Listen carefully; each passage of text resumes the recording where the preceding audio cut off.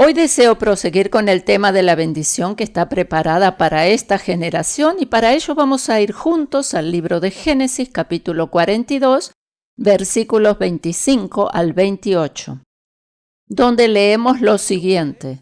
Después mandó José que llenaran sus sacos de trigo y que devolviesen el dinero de cada uno de ellos poniéndolo en su saco.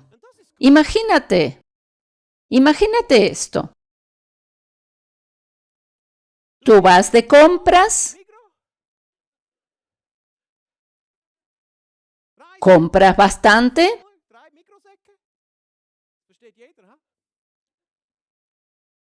y luego que pagas lo que compraste, te devuelven el dinero. Eso es gracia pura, es lo que sucedió aquí. José mandó que devolviesen el dinero de cada uno de ellos poniéndolo en su saco y les diesen comida para el camino y así se hizo con ellos. Esto es gracia. Esto es gracia pura.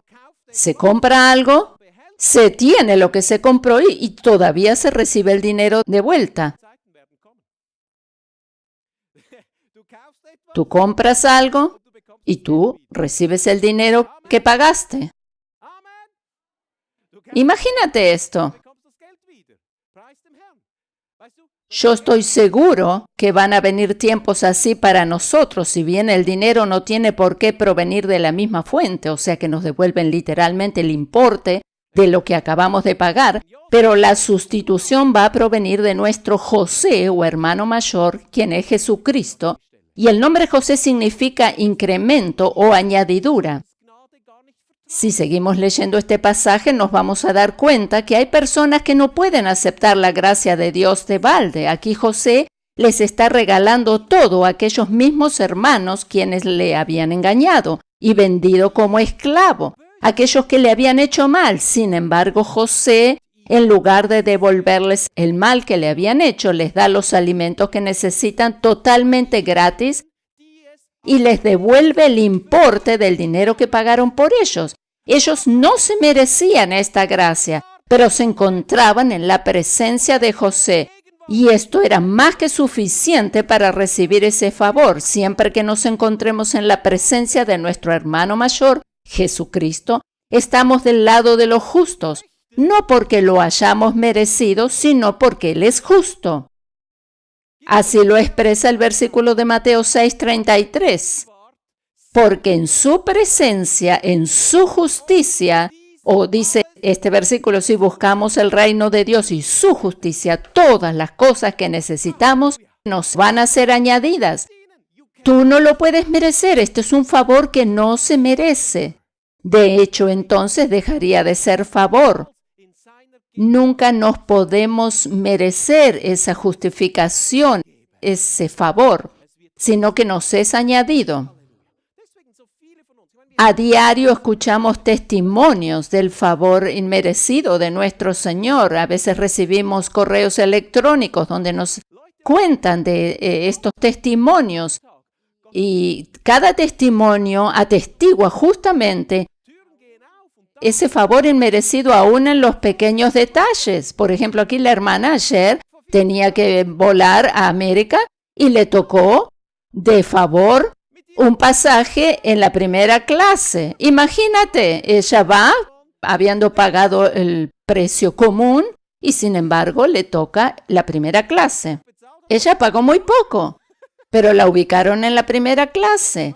O sea, el favor de Dios no se merece, sino que suceden las cosas por favor de Dios. Así es como a diario escuchamos testimonios del favor inmerecido de nuestro Señor, aún en los pequeños detalles. Los hermanos de José, a pesar de lo que habían hecho con él, no tenían ningún derecho natural a recibir favor. Ese favor solo podía llegarles solo de manera sobrenatural. Vamos a seguir leyendo el versículo 26. ¿Cómo reaccionaron sus hermanos? Ellos le hicieron mal a José. Ellos llenaron de sangre sus manos. O sea, no tenían derecho natural a recibir favor, pero sí de manera sobrenatural. Porque aún a pesar de lo que habían hecho con José, seguían siendo sus hermanos de sangre. Ellos siempre seguían siendo sus hermanos. Aún a pesar de lo que habían hecho, ellos eran sus hermanos. De la misma manera es con nosotros hoy. Por más legalistas que hayamos sido, contamos con el favor sobrenatural de Dios por el hecho de pertenecer a su familia. Y ahora vamos a ver cómo reaccionaron los hermanos de José en el versículo 26. Y ellos pusieron su trigo sobre sus asnos y se fueron de allí, pero abriendo uno de ellos su saco para dar de comer a su asno en el mesón, vio su dinero que estaba en la boca de su costal. Y dijo a sus hermanos: mi dinero se me ha devuelto, y helo aquí en mi saco. Entonces se les sobresaltó el corazón, y espantados dijeron el uno al otro. Ellos se decían el uno al otro: ¿qué es esto que nos ha hecho Dios? ¿Qué es lo que Dios hace con nosotros ahora? Es como que nos sobreviene el castigo. Realmente Dios les estaba otorgando su favor. Ellos, en lugar de espantarse, tenían que alegrarse. Por supuesto que ellos todavía no sabían que José era su hermano, quien les había beneficiado, ya que todavía no se había dado a conocer, pero igualmente no podían aceptar esto tan fácilmente. Todo esto que vemos aquí es una analogía de lo que somos nosotros hoy en el nuevo pacto. Para muchos creyentes el tema de la gracia es algo demasiado alto que no pueden recibir fácilmente. Tendríamos que aprender a recibirla así como lo hizo Benjamín. Él no se puso a pensar que algo podría estar mal con él por haber recibido 5 veces más comida y decir: no, 5 veces más comida, 5 veces más vestimenta que mis hermanos. No, él lo recibió con gozo y lo disfrutó.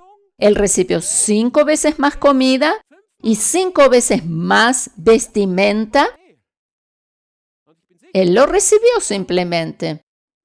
Y yo me imagino que él estaría gozándose con todo lo que recibía y no analizando qué podría estar mal con él. Seguro que él disfrutaba de lo que comía y de esa vestimenta que le fue dada. Los hermanos estaban espantados y creían recibir castigo por lo que habían hecho. Sin embargo, recibieron solo misericordia y favor. De la boca de Jesucristo, nuestro hermano mayor, solo recibimos palabra de gracia. Ellos se espantaron, pero recibieron favor. Ellos se espantaron, pero recibieron favor. Alabado sea el Señor. A menudo soy confrontado por pastores o ministros que me preguntan, personas, por ejemplo, que escuchan este mensaje, o principalmente pastores o ministros que me preguntan si estoy seguro de estar en el camino correcto al predicar el mensaje de la gracia de manera radical y de dejar la ley de lado. A lo que yo puedo responder que mientras más contemplo la vida de Jesús, más seguro estoy de que estoy haciendo bien. Gracia es el camino correcto. Jesús era un predicador de la gracia. Jesús era un predicador de la gracia. Lo que voy a compartirles ahora debe ser tomado con cuidado y no malinterpretado. Jesús no es tanto nuestro ejemplo a seguir. Y yo quiero que me escuchen bien lo que voy a decir. Él no es nuestro ejemplo a seguir con respecto a lo que Él les enseñaba a los escribas o fariseos de su época, ya que la gran mayoría de las cosas que Él les decía a ellos eran respuestas a sus preguntas en relación a la ley de Moisés. Él respondía las preguntas que ellos les hacían en cuanto a la ley. Por ejemplo, cuando Jesús les dice en Mateo capítulo 5 que sean perfectos como el Padre que está en los cielos es perfecto, es en respuesta a la jactancia de ellos por creer que guardaban la ley en un 100%. Porque Jesús tenía que decirles esto, o mejor dicho, la ley demandaba tanta perfección. Estos fariseos y escribas creían haber alcanzado tal perfección porque se jactaban de guardar la ley en su totalidad. Y por eso es que desafiaban a Jesús constantemente con preguntas sobre la ley. Entonces Jesús tenía que mostrarles el grado máximo de perfección para mostrarles que era imposible guardar o poder guardar la ley o poder guardar esa perfección. Es cuando Jesús les decía, si sois perfectos, entonces recién allí es que guardasteis la ley 100%. Por eso daba estas respuestas. Por ejemplo, confrontaban a Jesús con las siguientes palabras. En la ley de Moisés está escrito, ¿qué dices tú de esto? Y Jesús les daba la respuesta, mostrándoles siempre un peldaño más alto del estándar que ellos habían creído alcanzar. Ellos, por ejemplo, decían, algunos puede repudiar a su mujer y darle carta de divorcio, como dice en la ley de Moisés. Y la respuesta de Jesús siempre era tan exacta que ellos debían reconocer que no la habían cumplido de acuerdo al espíritu para la cual fue dada. Porque Jesús le decía que el que se divorcia comete adulterio y él no estaba juzgando a aquellos que se divorcian o que están divorciados o que estaban divorciados, sino que les mostraba cuál era el más alto estándar de la ley, porque ese máximo estándar de la ley pone el divorcio y el adulterio en la misma categoría. Por eso Jesús les da esta respuesta. Las respuestas de Jesús debían ser también tan radicales para mostrarles que ellos no podían guardar la ley como se jactaban de hacerlo.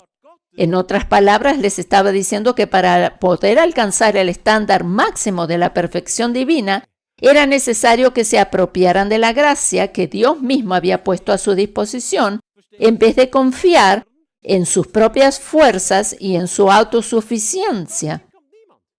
Él les decía que con eso, que si no dejaban de lado sus propios esfuerzos y se aferraban a la ayuda divina, no había manera posible de cumplir las demandas de la ley.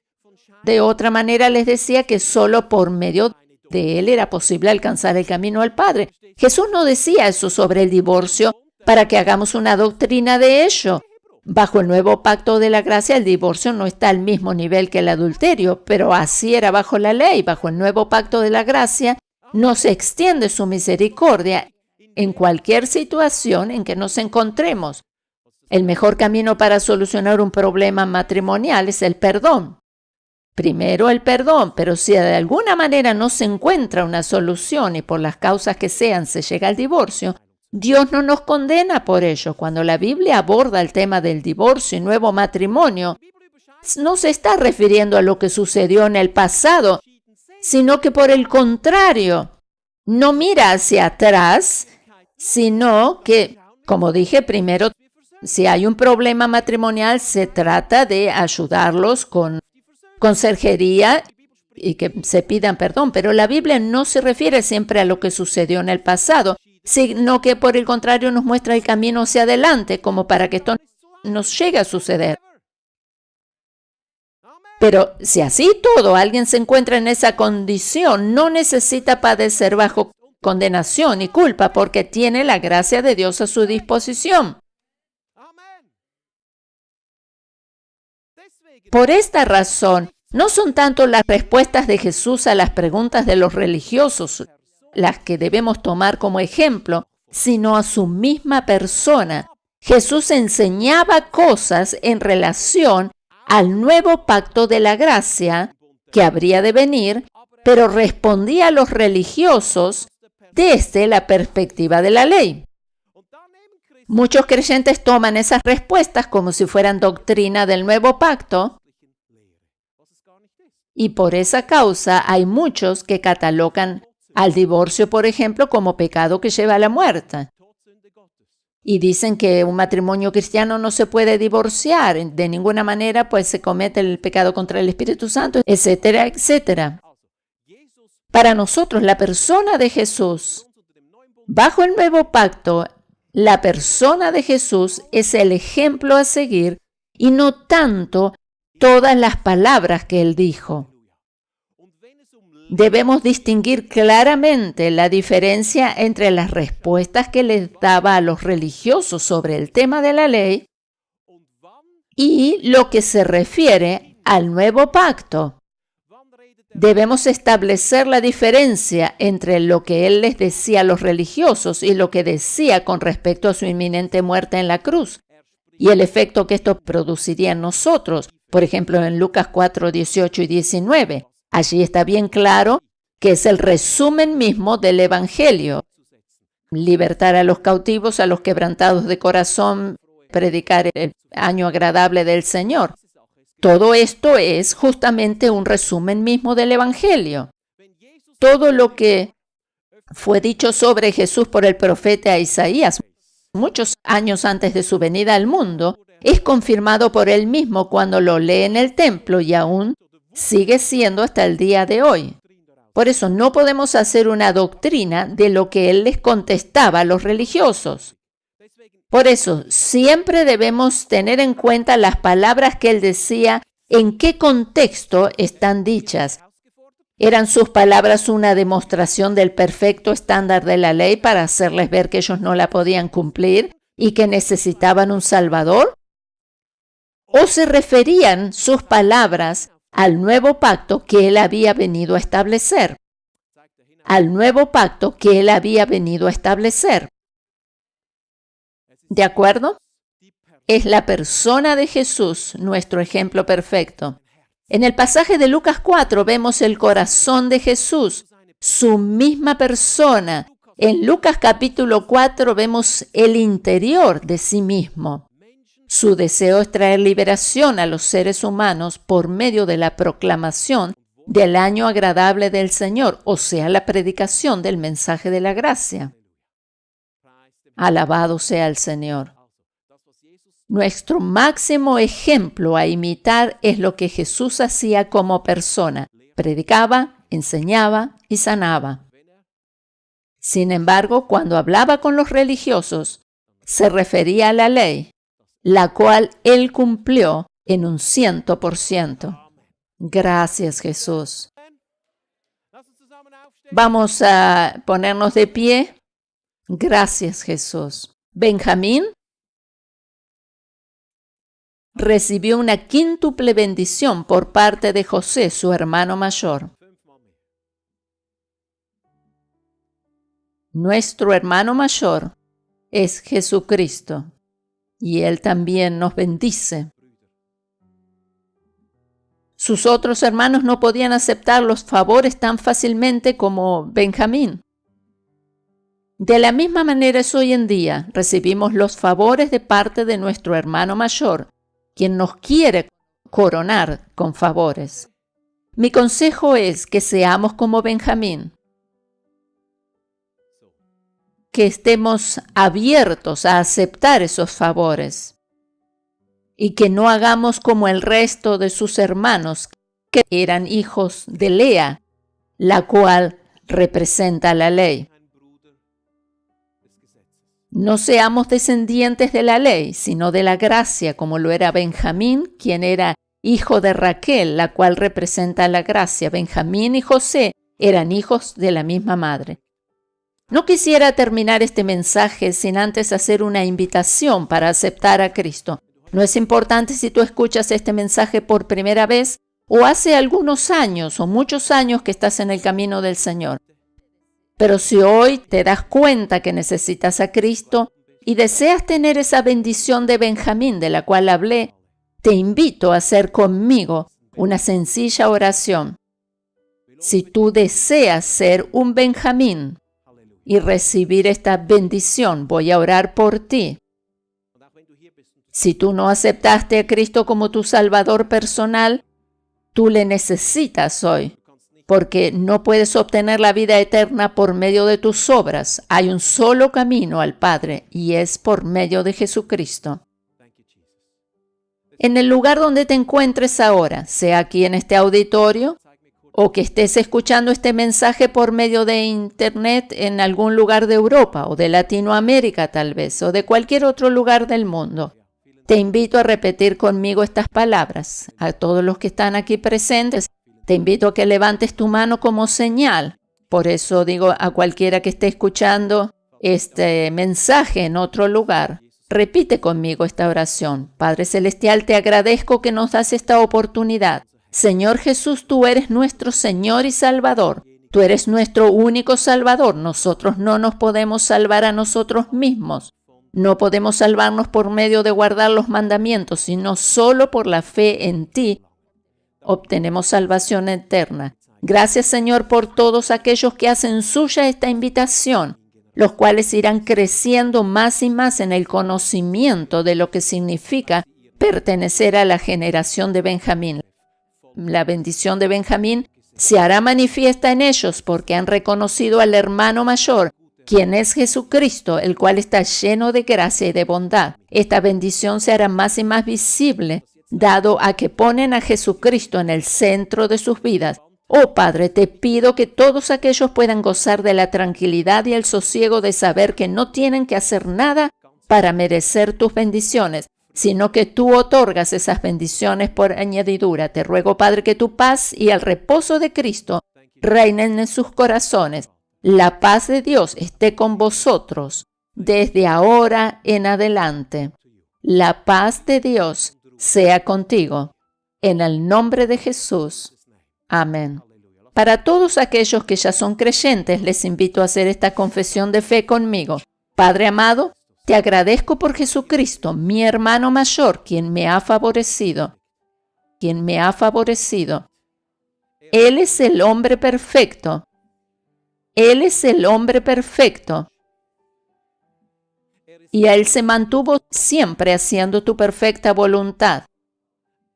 Yo he fallado muchas veces quizás, y no he podido hacer siempre tu voluntad, pero Él sí la hizo en todo, dado a que Él es el hombre perfecto. Él me guía hacia ti. Jesús tomó mi lugar para que yo pueda apropiarme del suyo. Él dejó la gloria para venir a la tierra. Él dejó el cielo, vino a la tierra, se hizo carne, semejante a uno de nosotros, para posibilitarnos ser transformados a su imagen. Jesús, mi Salvador y mi Señor. Jesús, mi Salvador y mi Señor. Gracias.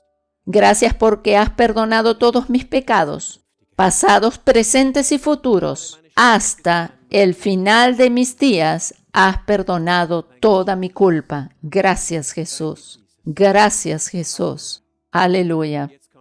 Ahora puedo vivir. Ahora puedo vivir. Ahora vivo por ti. En el nombre de Jesús. Amén. Si has sido bendecido por este mensaje, te animamos a escribirnos un breve testimonio contándonos lo que Dios ha hecho en tu vida. Puedes escribir a nuestra página. Muchísimas gracias. Amén.